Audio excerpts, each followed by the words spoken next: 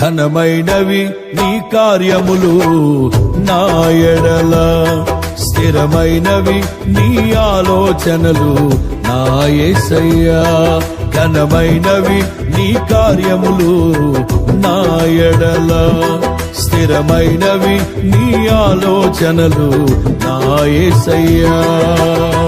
కృపలను పొందుచు కృతజ్ఞత కలిగి స్తుతులర్పించెదను అన్ని వేళలా.